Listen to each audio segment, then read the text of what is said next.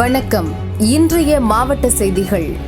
மயிலாடுதுறையில் பழமை வாய்ந்த தருமபுர ஆதீனம் உள்ளது.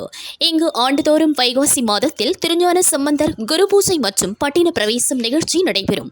இந்த ஆண்டு வைகாசி பெருவிழா கடந்த 9ஆம் தேதி தொடங்கியது. முக்கிய நிகழ்வான குரு பூஜை விழா நேற்று நடந்தது.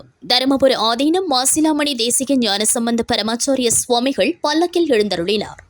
பக்தர்கள் குருமகா சன்னிதானத்திற்கு வரவேற்பு அளித்தனர். தொடர்ந்து ஆதீனம் பக்தர்களுக்கு அருளாசி வழங்கினார்.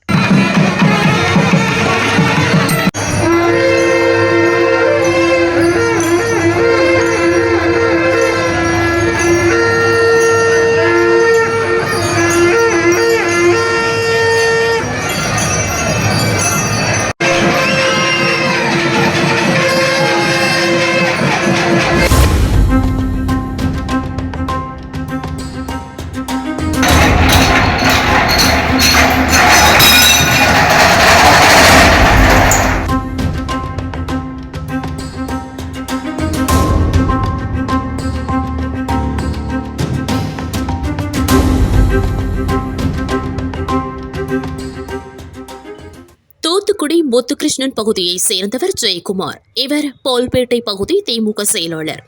இவர் தூத்துக்குடி கடற்கரை சாலையில் உள்ள யூனியன் வங்கியில் சில ஆண்டுகளுக்கு முன் வீட்டுக்கடன் வாங்கினார். தவணையை செலுத்தவில்லை. வங்கி கிளை மேலாளர் பாரத் தேசாய் உள்ளிட்ட அதிகாரிகள் ஜெயக்குமாரின் வீட்டிற்கு சென்று கடன் தவணை செலுத்தாதது குறித்து கேட்டனர். ஜெயக்குமார் வீட்டில் இல்லாததால் வீட்டில் இருந்தவர்கள் அவருக்கு போனில் தகவல் தெரிவித்தனர். வீட்டில் இல்லாத நேரத்தில் கடன் கேட்டு வந்த உன்னை என்ன செய்கிறேன் பார் என ஜெயக்குமார் மிரட்டல் விடுத்தார். தொடர்ந்து ஜெயக்குமார் சகோதரர் காமராஜ், பாஜ முன்னாள் மண்டல தலைவர் மனோகர் மற்றும் கூட்டாளி ஜியோன் உள்ளிட்டோர் வங்கிக்கு சென்றனர். மேலாளர் பாரத் தேசாய் அறைக்குள் புகுந்து இரும்பு கம்பி உள்ளிட்ட ஆயுதங்களால் மேலாளரை சரமாரியாக தாக்கி கொலை மிரட்டல் விடுத்து 4 பேரும் எஸ்கேப் ஆகினர். இதில் படுகாயமடைந்த மேலாளரை தூத்துக்குடி அரசு ஹாஸ்பிட்டலில் அட்மிட் செய்தனர்.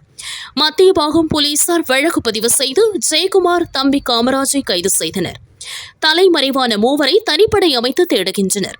வங்கி கடனை வசூலிக்க சென்ற மேலாளர் மீது திமுக நிர்வாகி கொலைவெறி தாக்குதல் நடத்திய சம்பவம் அதிர்ச்சியை ஏற்படுத்தியது.